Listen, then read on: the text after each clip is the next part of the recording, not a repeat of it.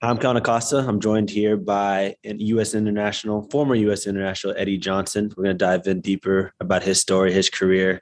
Eddie, you're a guy that I admired and idolized since I was a young kid, since you played in the Dallas Burn. So look forward to chatting with you, and I appreciate the time.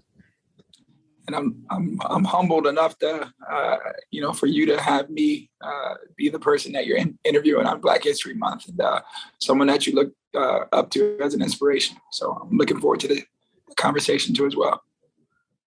So can you just tell me how you just got into soccer? Your kind of your background, your life story.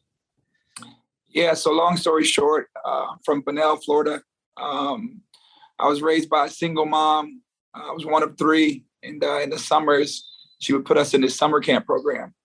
In that summer camp program, I met these three white kids that I became friends with throughout the duration of the summer. So that summer break was probably like 2 months over the summer. And come to find out, they were all soccer players. And, not having had any interest of playing the sport, was just like a, athletic kid who liked sports, who loved sports and loved being the best at whatever sport it was.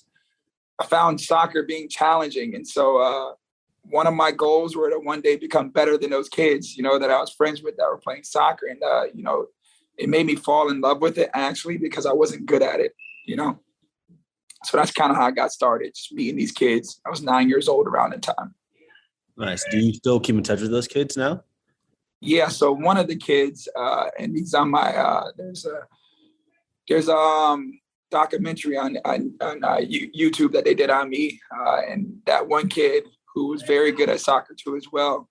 He played with me along the lines of like the ODP regional team. He got called into like one of the youth national teams too. His name's Dustin Sawyer. So his father took me and Bob Sawyer and mother Tammy Sawyer. They took me in as like a second kid, because we all know club soccer is very expensive, and my mom being a single mom working two jobs trying to make ends meet.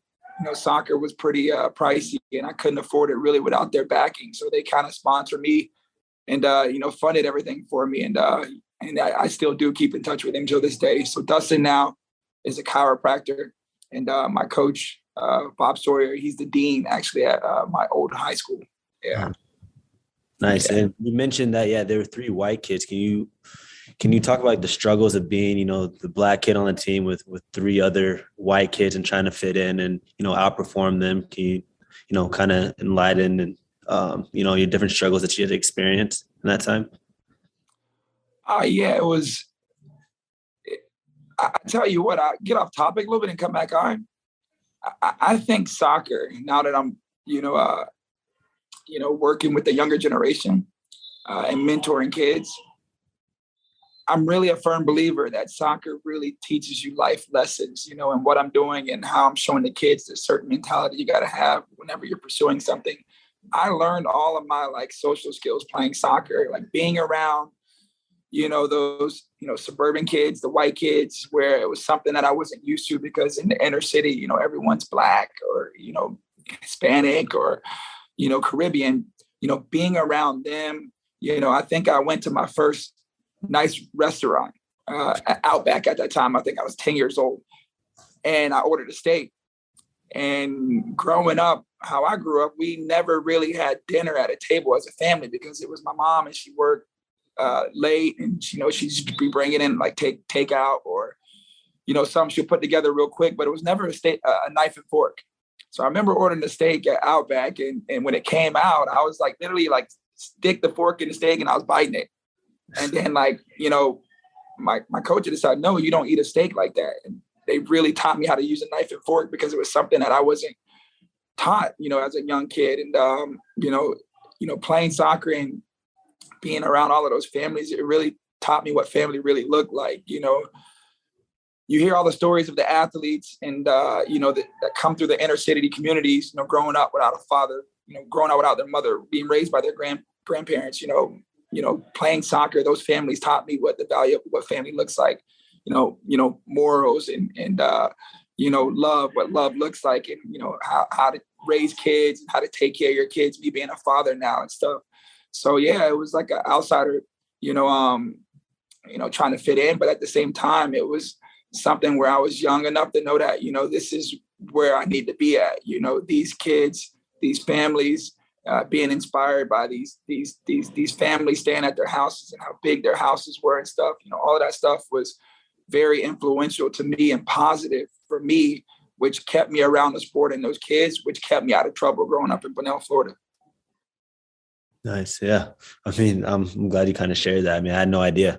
Kind of where you came from and, growing up with a single mother. I mean, I had a different experience myself. I was more privileged, I would say. Soccer was my first sport. My grandparents kind of threw me in it, and it was something that I enjoyed and excelled in. And it's something that, I mean, I had different experiences and similar as you. I was the only Black kid on the team trying to fit in. All the other kids are a lot wealthier than me. So whenever we would come together, I would always enjoy going to their houses because it was a different lifestyle than I was used to. Like you mentioned, like how to eat a steak. I mean, we were doing things that, I mean, I would never thought I was going to be able to do, like going to water parks on the weekend or, having sleepovers, eating different foods. So, I mean, it's crazy how, we lived something similar and experienced similar things. So I'm glad you definitely shared that. And I just wanted to, dive deeper. You had different experiences from the club level to the international level. Can you talk about, your story and how you got into the pro environment to reaching to play in Europe, and then on the international stage, your different challenges and struggles with the national team? Yeah. So, how the whole getting in, the pro environment, it's, ODP, it's the Olympic Development Program was something that a lot of us young kids did as far as giving us exposure and showcasing our talent around the country. And I started that when I was young, about 14 years old. And, long story short, made the U15 national team. And then once you're in that national team pool, they kind of monitor you over the years and, going to several, camps and being a part of that national team as you get older. You have these goals. If I'm on the U15 national team, I want to make the U16, 17, U20, U23. And those are all goals of mine. And, it all started getting real for me after right before the U17 World Cup. I was with the national team. I was down at IMG. We were preparing for the World Cup. And, MLS was coming, at a couple of the young players down there at the time, myself being one of them, Santino Quaranta. I don't know if you remember Santino Quaranta. He was a part of that. He was a part of that whole 1984 class down at IMG. And it was crazy because everything was happening so fast. I started playing soccer when I was 10, and then here now at 16 years old, they're already saying that I'm good enough to go pro. And I think my situation, for me, it was easy for me to already have that being in a pro environment on my mind, because like I said, I grew up with the mom that was a single mom, trying to make ends meet. And now you have Major League Soccer saying, man, at 17 years old, and at that time, you can make $65,000 a year. That's a lot of money when you're talking to like a 15, 16-year-old kid. And so I had always had my mind on, trying to take my game to the highest level when I was younger. And, it made sense for me to turn pro at 17 and, not only put myself in a better environment where I can, develop and keep growing and achieve higher things. When you take that risk of being young and going pro early and not going to college. But it was also a situation where I did it because I wanted to help my mom out, and helping my mom out was one of the things I've always wanted to do because of the sacrifices she made for me. And, it wasn't easy. My story in the beginning, it was hard. I turned pro at 17, and I was probably riding the bench for about 2.5 years. At the time, I got selected in the second round, I think 17th overall. And I had 2 star strikers ahead of me, Jason Christ and Ariel Graziani, 2 big-time strikers, 2 proven strikers in Major League Soccer at the time, 2 MLS All-Stars. It was difficult for me. But with saying that, I learned a lot from those strikers because they were both different but unique in the same way. And what I always tried to do is whenever I was playing behind players, always for trying like stay true to who I was, but whatever skill sets they had that were good and could have helped me become a better player, I try to, implement those things too as well. And, they were great there with me. And I just knew it in due time, once I started to get at a certain age where I started to mature and, started to get used to the league. I knew in due time, once I got my shot, I take it. And then the opportunity came after the U20 World Cup. I was about 19 at the time. And I had a good U20 World Cup and came back to Dallas. And that's when I started playing. So when I was about 19, 20 years old. So when I started playing and when I started really feeling, oh, man, this stuff makes sense. Yeah. Yeah. I mean, as you were growing up, when you were playing, did you have any doubts? Like, was this the right move for you? Do you ever think maybe I should have gone to college first, done longer years in college? Do you have any regrets in the decision that you make, or when you were going through it, did you have any doubts where did you feel like you were good enough, or you just thought you just patiently just waiting for your turn? Like what was your kind of thoughts during that time? No, exactly. Yeah, there is doubt. I had a lot of doubt. But and back then, there wasn't a reserve league as well too. So if you weren't playing, you didn't get games back then. Not being a starter or not getting significant minutes. So like how you continue to develop and how you stayed sharp was you literally trained Monday. If you weren't playing or you didn't travel, you trained Monday through Sunday, and you didn't get the games. But I was very fortunate because when I wasn't playing, there were youth national team camps for me to attend and still get games at a high level to keep me developing and progressing. And my coach Mike Jeffries at the time, he was able to see that. Every time I come back from a national team camp, my confidence was high. I started getting more minutes and more minutes and more minutes. But there was self-doubt, and there was times in the early stages of my career when I first signed where I was like, you know what, I think I made the wrong decision. But it's like anything, if you're going to take that risk, you got to know what the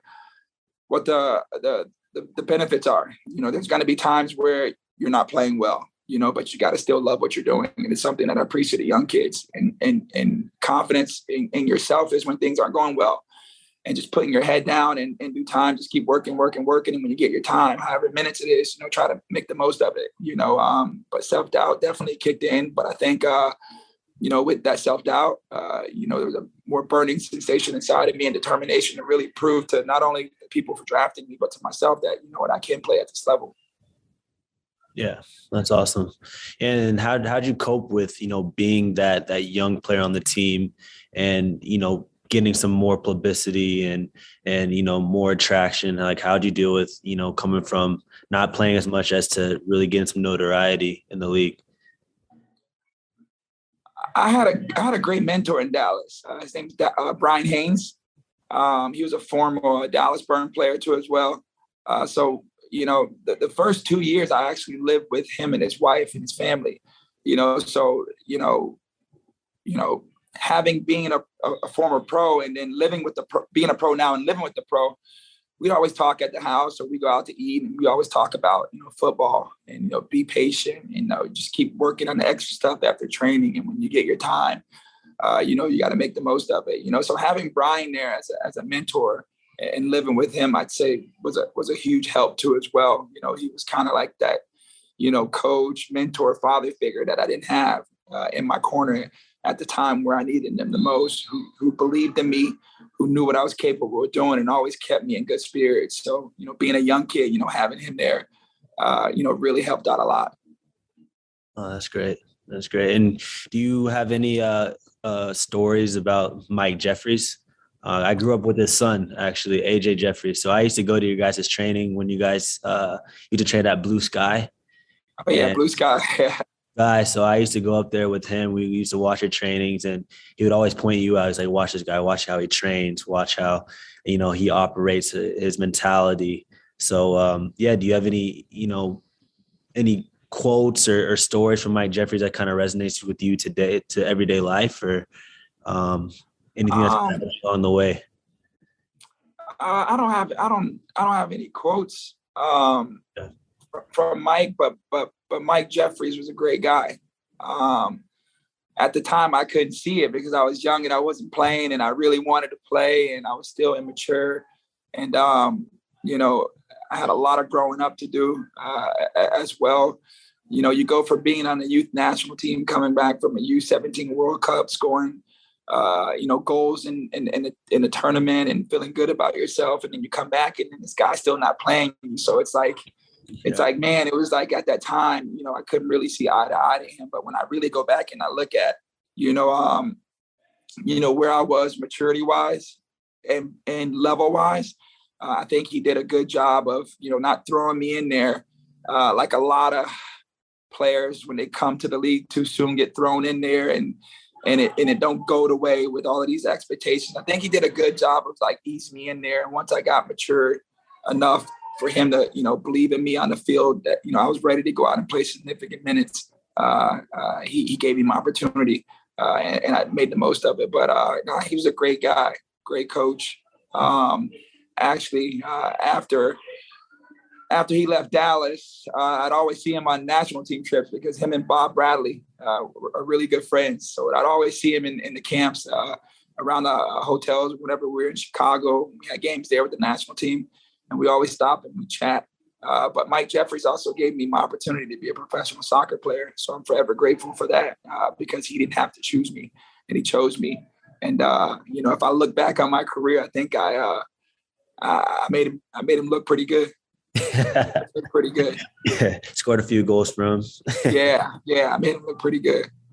Yeah, but great guy. Yeah. AJ, great kid too, man. Well, he's an adult now, but yeah. All growing up. Yeah, so I mean, that was definitely great to kind of just hear about that. Can you talk about, your time in Europe, time with the national team, how that kind of shaped you and, helped propel your career? Yeah, my time in Europe was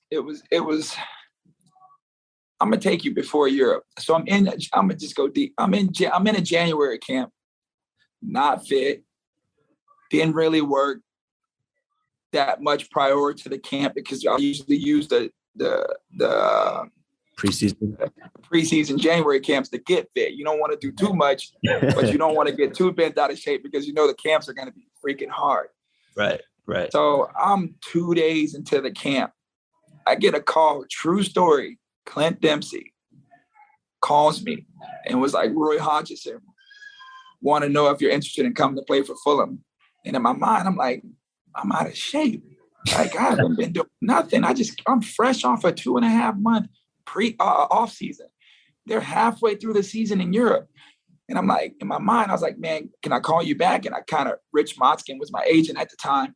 I called Rich, and right as I called Rich was about to call me and tell me the same thing. Hey, you got to get on the plane. We're going to London, Gatwick. I'm like, we're flying out. I'm like, wait, what's going on? He's like, no, you got to take this opportunity. Like, this is it. Because prior, I had turned down a deal where I could have went to Derby and Benfica before Fulham. So I had turned those deals down, and it was like, man, this is your third chance. 3 strikes and you're out. The same window, or this is previous window? Same window. Window. And so I was like, man, like, this is crazy. Like, Premiership, man, I was just watching the Man United game the other day.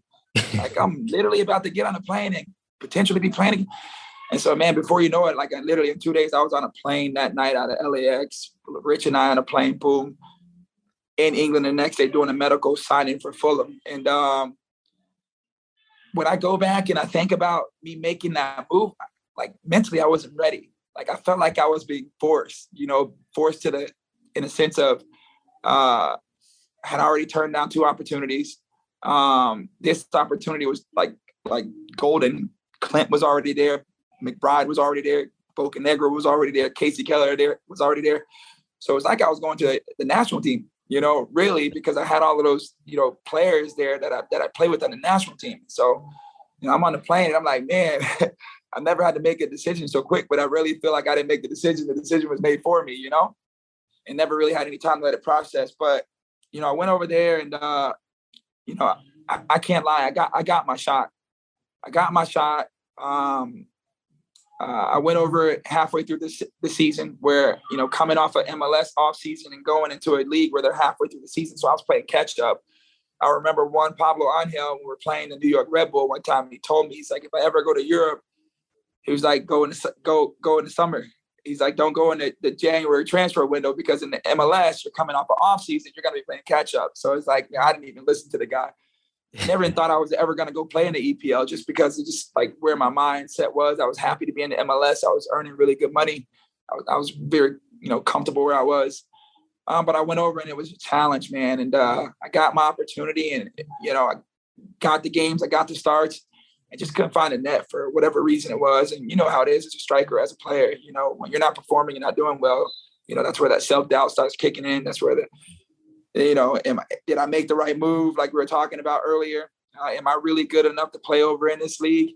It was a pretty, difficult time for me. But what I would say is having that adversity prior early in my career prepared me for this adversity that I was going through in Europe, which made me, like a lot of Americans, go over and things don't go well, they're in a rush to come back to MLS. They're ready to come back to their comfort zone. Well, for me, I was like, nah, this is where I really need to be at, because even in the sessions, the things that I was working on, I wasn't working on those things prior, just from a tactical standpoint, as far as like, how strikers need to move, positional specific movements and stuff, and first touch and all of this stuff, and the pace of the game. I knew I needed to be in that environment for me to keep progressing. So I gutted it out and I stayed over there. And I thank God that I stayed over there, because I wouldn't be able to be doing the things that I'm doing right now with the younger generation, and helping the next generation of players develop the things that I hadn't developed at damn 22 when I was over there, teaching them now at a young age. But it was difficult, man. And I'm not gonna lie. Do I go and look back and do I regret making that move? No, man. The Premiership is the real deal. And you can just look at it with the likes of the players that have gone over there and done well, like Dempsey, what a career he had over there, as a field player. Not many field players go over and do what he's done, attacking players, Yeah. Yeah, I was a lot surprised. I know, that's always been a dream of mine to make the jump to Europe. When are you going over there? That's the real question. I'm trying, man. I've voiced it many times, and hopefully, that's a dream. For me, it's not even about the money. It's about like something. It's a checklist about goals, experiences. It's how you had the experience there, and it's kind of shaped you into the man you are today, and helping the future generations. And I just want to know like a little bit more. I know it was a big culture shock for you to being over there. Did you deal with any like racism? How is it you making a jump from being in the States to being in England, or being somewhere different where culture not so used to, and not something so unexpected? Like what were the challenges that you faced when you were first moving over there, off the field as well? Off the field challenges, man. I'm not gonna lie. It was as close to being in kind of like America, kind of like New York City, because I was in London. I was in a fantastic city. Yeah. Like I said, I had, the transition was easy because I had Dempsey. So I was with Dempsey every day, before my wife and daughter at the time, when I was married, before they came over, I wanted to kind of get settled. So I was with Dempsey and his wife every day. If I wasn't with Dempsey, I was with Los. And if I wasn't with Los and Clint, we were all together, the Americans, either eating dinner at each other's house, at the Kellers. They always had us over and stuff. Casey Keller and his family. But from a soccer standpoint, it's like when you're going through your tough times, it's no escape, because it's soccer over there. Whereas in America, you can get away. You can shut it off and then turn it back on. Whereas over there, it's just in your face every day. And like I said, I think we go through things in life to be able to prepare us for when we go through those things again. And like I said, like gone through the adversity younger in my career prepared me for when I went over to England and when things weren't going well. As far as racial abuse over there, I remember a time when we were with Fulham and we had a Europa League game in Russia.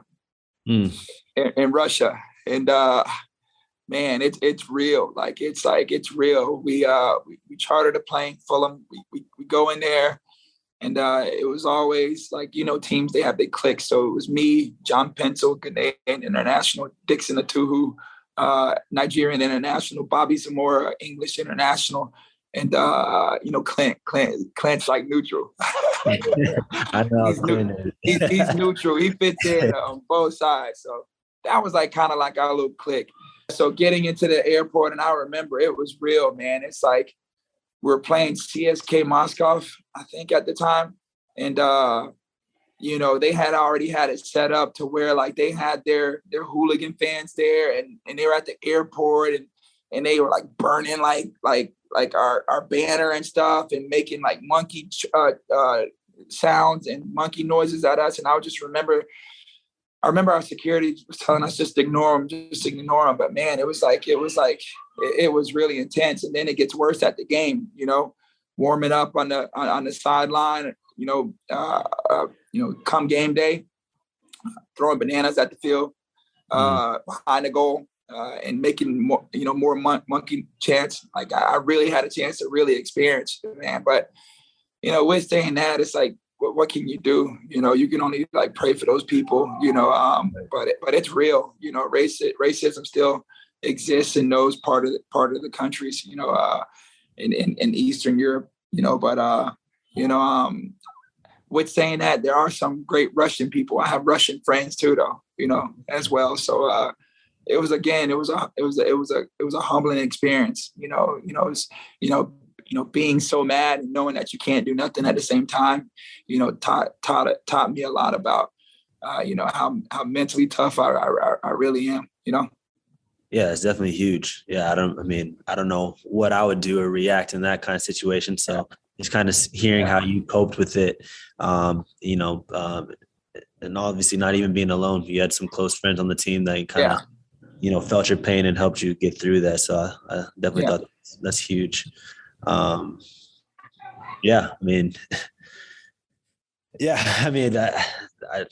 was just shocked to hear that. I've never experienced something like that. So I could only imagine. So after Europe, so you spent, a spell in Europe, went to Fulham, enjoyed that, came back to the States. Had some loan spells at Cardiff City, Preston. Yeah. And how'd those go? Cardiff City was you were away from your boys. Yeah. So Cardiff City was good because, I had all of these big expectations and stuff, and going to Fulham and them paying at the time, it was a pretty big transfer fee for MLS American player to go to Europe. So there was a lot of hype behind me going there and big expectations that I didn't fulfill. So you kind of being excited about going somewhere and then getting there and then falling out of favor. It doesn't feel good. So Cardiff was a newfound love and appreciation of being in Europe, because when I went, I played a lot. The manager really liked me. It was a great environment. And at the time, I thought if we stayed up in the playoffs, because we almost made it to the playoffs and we almost got promoted, there was a good chance that I'd have probably stayed at Cardiff City, because I just liked the club. It was a family-oriented club, just like Fulham too as well. But I just felt more connected. I felt I had more of an influence within the club, and the manager believed in me. And you know how it is as a player. At the end of the day, you want to be in an environment where you feel like you're a part of what they're doing. And when I was out of favor in Fulham, I didn't feel that connection anymore. But the good thing about Europe is, though, you control your destination. Yeah. They can't just trade you. You know what I'm saying? So Cardiff was, a great experience, and I actually got myself back into, the national team, a couple of national team call-ups. Having been called up for a while, being at Fulham when I wasn't playing, and then going and get games, got myself back into the national team mix a little bit, and got a couple caps here and there. But I went on a whole season-long loan there, and it was a good experience for me. It really well. And then after that, I came back to Fulham for a few months, and then we had a new manager. Roy wasn't there anymore. Mark Hughes got the job, and when I was with Mark Hughes, I really like Mark Hughes too as well. We had a preseason in where we went. We went to Australia. I had a good preseason in Australia, and I did really well. And I was looking to be having more of an influence within the team. I had a few goals in preseason. And you know what? It was just the same thing. A few minutes here, wasn't dressing there, on the bench, or never played. So I knew I need to get myself out of that environment, because it's not that I wasn't playing. I knew the 2010 World Cup was around the corner. So I knew I had to go on another loan to try and get games, to get myself back in that mix, or try and, prove to Bob Bradley that, I'm one of the best strikers still in the country. And I went on loan to Greece in the Greek league, to a team called Aris in Saloniki. And I went over there and I started scoring some goals. And believe it or not, I got myself back into the national team, man. And I made the preliminary round, a roster of the 30 players that got called into the camp. And this is, man, like after 18 months of not getting called up, finally made the final preliminary round, and then I got cut in the camp. But for me, that was all a huge success for me, because I was out of favor. Other strikers were doing really well. Bob, I kind of forced Bob to call me back in because I was scoring goals in the Greek league. And then when I got into the camp, I was holding a nagging injury. Shecky, remember, I had a nagging hamstring injury that I had right my last game in Greece, and I came into the camp actually injured, and wasn't 100%, but I wouldn't use that as an excuse or anything. But me actually being in that camp, man, was like me really going to the World Cup, because pleasing Bob Bradley was like my World Cup, at the time when I was out of favor. So I didn't go. I didn't go, but again, that was a life lesson that I learned from. I was able to pick myself up to as well. And then when my contract was over after Greece, I went back to Fulham again, and I had about 6 more months on my contract, and then I went on another loan to Preston North End. And I went on loan to Preston North End, and again, it was good. I got a lot of games. Pretty much started every game in that 6 months out as a winger. And we ended up getting relegated, and my work permit was done. I didn't qualify for another working permit, so I had to come back to the States. And when I came back to the States, I actually, believe it or not, I took a whole year off. Like, I didn't play for a whole year. True story, whole year. I was dealing with the death in the family, an immediate family cousin. One of my cousins passed away unexpectedly that I was really close to. So I was out for like a whole year, and then I'll get deeper into it. And then that's when going through the divorce with the whole hotel thing that happened with me and my wife at the time. So I was like out for like a whole year, not playing professional soccer. And then, believe it or not, I get a call from Freddie Adu. Freddie Adu was in Bradenton, and he was like, "Man, you need to get down here, man. I know you're dealing with a lot, but you need to get down here, man. The football world misses you." So I went down there just going to like on some getting in shape type of vibe, not even like to go play again, because just my head was done. I didn't even want to play the game anymore. And when I was down there, Seattle Sounders were down there for preseason, January. And so Chris Henderson, the GM at the time, who I know really well, I worked with Chris in Kansas City when I was in Kansas City. He knew I was down there. And when I was down there, he wanted me to come and try. He goes, "Ziggy, the late, great Ziggy Smith, God bless his soul. Ziggy Smith wants you to come training tomorrow." I was like, "Nah, Chris, I can't do it, man. I don't have the confidence, man. Right now, I need more sessions. I'm not sharp. I'm not fit."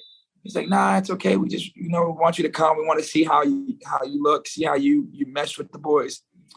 So I ended up going out there, man. I was about 3 weeks training at IMG at the time, doing double days with the speed and agility, strengthening coaches and stuff. And I was training with the U17 national team down there. And I went there, man. And after 2 days of training, Ziggy wanted to sign me, and here I am. I'm with the Seattle Sounders, man. And, that first year I had a really good year with the Sounders, man. It was like the most goals in Sounders history by a player in a single season. So, man, it worked out well. And from Seattle, I was there for 2 years, man. It went really well. We accomplished a lot. And after 2 years, I got traded to DC, and then I was in DC for a year. And then that's when I got diagnosed with the heart condition, in DC. Yeah, I'm just still taken aback about you taking a year off and Yeah, man, true story. I was out so I left England in 2011. My contract was up. I flew back May of 2011. From May 11, 2011, my next professional soccer game wasn't until when the league started in 2012. So I hadn't done anything from May till like March, April, as far as like professional games, and went straight into it, man. Again, a good environment where Ziggy made me feel like I was important. It made me feel like he appreciated me. My teammates appreciated me. They were happy I was there. The team, the style that they played suited the way I played, and so it was a great opportunity, and that I could pass. And, I'm glad I made that decision. And one of the things Ziggy said to me, and he could hear me looking down, is he said, if you do well, I can get you back into that national team. I got a great relationship with Jurgen Klinsmann. And that's all he had to tell me, man. That man was a man of his word. Everything he told me, he lived by it. And for me, when people go back and say like coaches, that's one of my favorite coaches. And I was only with him for 2 years, Man. Yeah. Yeah, I've heard great stories about Ziggy. Obviously, I never got to work under him, but everyone would just spoke miles about him. So but it's a testament of his character, of him as a man and as a coach. So that's huge. During that time you spent not playing for a year. Did you think about hanging him up? Like, this is it, I'm gonna start looking for an office job type, or? And I wasn't even on no office type job. I was just, my head was so like messed up because of my cousin that I was really close to. He passed away, had a brain aneurysm, so it was unexpected. So he's like 6 years younger than me at the time. So when I came back from Europe, I was like 27, 28, and he's 6 years younger than me, and he was a healthy kid. So he passed away unexpectedly with a brain aneurysm. So like I was like questioning everything, God, everything, man. I'm like, how can this happen, man? And I'm a big believer in the Lord, and so I was like, man, this don't make no sense to me. And I really like distanced myself from like the world, like the soccer world. Rich was my agent at the time, and Rich can tell you, true story. Rich let me go, and Nike let me go because I wasn't even answering phone calls. Rich was trying to get me teams in Scandinavia and Denmark, to keep me in Europe and not come back to MLS. And I just wasn't even returning phone calls because I just didn't even want to play no more because I was just grieving so hard, man. You know what I'm saying? And so not communicating with Rich, and Nike sending me emails saying, if you don't get a team at this time, we're gonna have to terminate your contract. Man, I didn't even care at the time. Like, money didn't matter, football didn't matter. So like I was grieving hard, and I was agentless, I was Nike-less, like, and I was just like really like at an all-time low, and I was dealing with the divorce at the same time. So like I was at rock bottom, and I tell you, Freddie Adu called me. He was like, man, you need to come down to IMG. I was like, man, you know what? You're right. So I went down there. IMG was very, very welcoming. They put me in a villa. I didn't even have to pay for the villa. All I had to do was pay for my meals throughout the day. They put me in one of those nice villas because they were always good about like, alumni coming back and using the facilities and stuff. And so I went back down there, and I was working there, twice. I don't. Did you ever go to IMG? Were you down at IMG? I was there for 2 years. You remember Stacy, the guy Stacy? Yeah, Stacy Daniels. Bro, Stacy, I got with Stacy. I was there with Stacy. Stacy, like, literally, like, was pushing me and, got me where I needed to be at, man. And that's why that whole 2013 season or 12 season in Seattle where I killed it, that's all Stacy. That's all IMG. That's all Stacy. That's double days. That's working on running mechanics. That's working on everything, like getting strong, knowing my body more. Like, that's all Stacy Daniels, man. Yeah, Yeah, that's all he's tasty. man. Yeah, I still keep up with him. He's in Tennessee now, Nashville, I Yeah, believe. Tennessee. Yeah, So I yeah, yeah, saw him yeah. a couple years back. Met up with him. We got some barbecue. But yeah, Okay, yeah, nice, he's a nice, nice, great nice. dude. Good people, good people. Yeah, good people. But yeah, Yeah. I mean, I know you talked about your career, your life in pre-soccer to MLS to Europe. So what's your deal now? I know you've been working with kids. Can you give a little insight of how that's been going? The struggles with that. I mean, it's a different world, I know, but I mean, I've seen some of the kids that you're training are just next up, next up. No, like really and truly, like I can.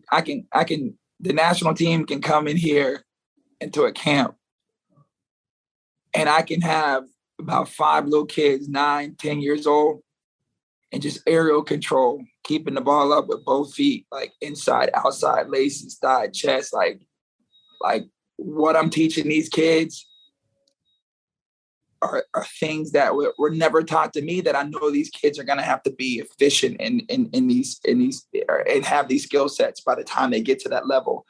So it all came again out of not really having a desire to do it, but when I retired, I knew I wanted to stay within the game of soccer. Soccer is all I know. I devoted my entire life to soccer.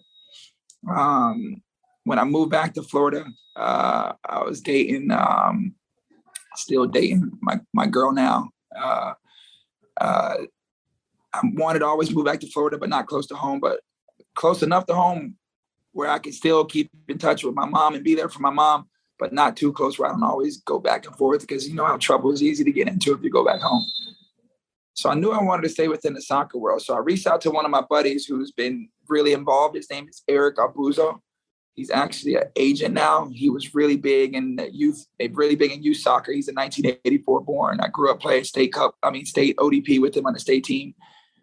He ended up playing at a small college, never went really pro, but this guy knows soccer. He knows how to make kids better. He knows how to develop young kids. And so I told him, I said, hey, man, I'm thinking about getting into coaching. And then the first thing he told me, he was like, Eddie, don't take this the wrong way.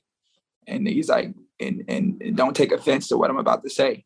It has nothing to do with you and you being a former pro and playing on the national team. He said, but being a player and coaching are two different things. And then I thought about it. I was like, you know what? You're right. He goes, for example, on the national team or in your pro club, your coach can say, hey, boys, we're going to go over this today. We're going to do this. You got to play that ball exactly like this. And he has to go to that person's feet, da-da-da-da. You all can know how to do those things because you're already pros. And even at the pro level, you don't always do it all the time. You know, he said, how do you teach that to a 10-year-old or a 9-year-old or a 7-year-old? I was like, dang, you're right. I was like, whew. And he's like, secondly, I can't imagine you, Eddie Johnson, coaching a club team, and then a parent telling you, why aren't you playing their son? They said you'd lose your shit. I was like, no, you're right. You're absolutely right. And I was like, man, then what do I do? You know, he's like, train kids first. He goes, train kids. He said, a great coach can develop players, right? And I was like, that's true. He's like, so he put me in touch with this family here in Orlando of these 2 kids because he used to live in the Orlando area. He put me in touch with his family, the Garzones, Lee Garzone and Terry Garzone, and the kids were Ian and Kyle Garzone. And they were good players already. And they had already had the fundamentals already developed and stuff. So it wasn't really hard for me to really try and work with them because it was stuff like the hard part. They were already, had already developed. So it was more like teaching them more positional specific stuff because the first touch was already there. Their dribbling ability was already there. You know, they can use their non-dominant foot just as equally as their dominant foot. So it's more just like, you know, with them more like experimenting, you know, like when you first learn how to cook, you start reading, you know, the back of the labels before you prepare certain meals, to them where you don't read the labels no more because you know what to do and what to tweak and how to tweak, you know. So I started working with those kids, just mentoring them. And then I fell in love with it, man. I really did fell in love with it. And then it just takes me back to, you know, the Bob Sawyer and Dustin Sawyer, the story I told you in the beginning, the family that gave me the opportunity to pursue my dreams in soccer because I couldn't afford it. Now I'm in a position where now I can give back to the kids now, the knowledge and experiences that the game gave me within soccer. Soccer was so great to me. It's like I owe this to soccer. And so, you know, someone gave me the opportunity and put me in a position so I can do these amazing things. You know, my goal is to, how many kids can I give this same experience to, or put them in a position so they can go and experience the things that I did, or even greater than the things that I did. And so I wouldn't even call it training. I wouldn't even call it a coach. Like, I'm really just mentoring kids, you know, and what it is just what I'm doing is like a testament of how young a kid needs to be in an environment on a day-to-day, week in and week out basis, and the hours and the amount of touches that a kid needs in order to develop certain skill sets that a club soccer environment can't give a kid in the most important years from the ages 7 to 12, because everything's so team oriented and you only train an hour and a half a day, where these kids are here for hours, you know, perfecting certain skill sets, you know, until they master it, you know, and when they master it, they're still doing it. So these kids are probably getting like over or almost 3,000 touches a day. Whereas in a club setting where you train an hour and a half a day, 3 times, maybe 4 times a week, everything's team oriented. There's not really working on positional specific tactics at that young age, where touches are being lost that kids need to be getting touches. And so what I was able to do, and I got some committed parents behind me that saw the progression in the players that I was mentoring. And, you know, they just started bringing kids to me and saying, you know what, you know, this is what development looks like. You know, this is what kids need to be doing at these ages. And, you know, I'm just really having fun with it, you know,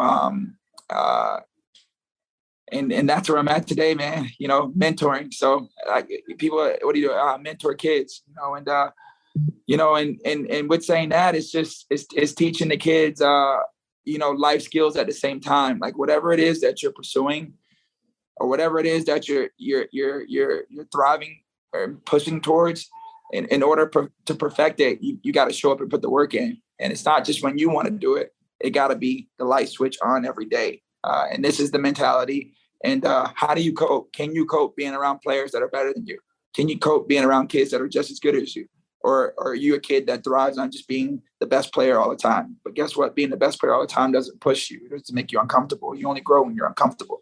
And so I've really been able to create like a little national team environment of kids. So it's like these ballers, man, they're crazy. Like it's great. Shaq, man, you gotta come through, man. When y'all come down here for the qualifier, you gotta pass through and come look at these little kids, man. It's unreal. Like, doing things that, I'm telling you, go get the most technical kid on the national team right now. I'll give you a 9-year-old and have them juggle and do stuff. I'm telling you, it's crazy. Yeah, no, I always look forward to watching your video, just from, you know, how grateful some of these kids are from, you know, they're reposting their goal.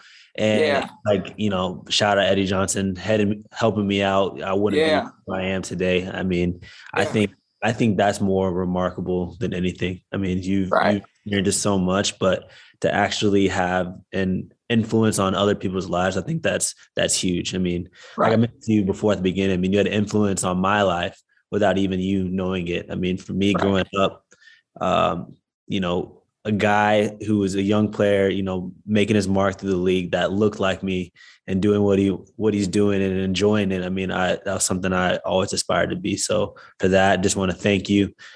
You know, thank you for being a role model to myself, to others, and you know, just keep being great. So I definitely appreciate it. And I'm hoping that, you know, I'm only 26 right now, but I'm hoping to have just getting started, man. Just getting started. On and off the field. Yeah, I'm still going. You're just getting started, man. It starts to get fun now. You're at a great age. It starts to get fun, man. Sure. It starts to get fun.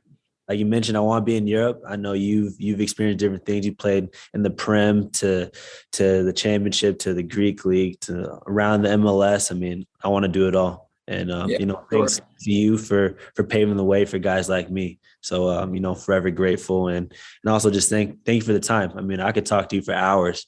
Yeah, man. Likewise. I can go on and on and on, man. But it's something. It's huge. It goes even before like me inspiring you, man. It's something about the Dallas boys, man. Yeah. I came through that Dallas system too, man. Dallas do a good job of discovering good talent, man. They really do a good job, man. So shout out to FC Dallas too as well, man. Yeah, right. The boys that are coming through the ranks are good, man. You being one of them too as well, man. So me to you, man, keep doing what you're doing. I'm watching from afar. I'm proud of you. You've had an amazing career already, and it's just getting started. Like I said, my advice to you is just keep being a student of the game. Keep learning, keep wanting to improve, keep falling in love with the game, keep being a great, role model as you are, not only to, the Black kids, but the kids around the country and around the world. And I just want to tell you, I'm really proud of you, man. You're doing a great job, and good luck in these up and coming World Cup qualifiers, man. Make us proud, and we're looking forward to you boys qualifying and getting the job done. Yeah, let's go. No, I definitely appreciate that. No, huge coming from you. So I appreciate that. Take care, buddy. Yeah, likewise. Yeah, thanks for taking the time again. I know you're busy. I can hear all the kids running around. So yeah, stuff in the background. Yeah, it's okay. It's cool. Yeah, it's cool.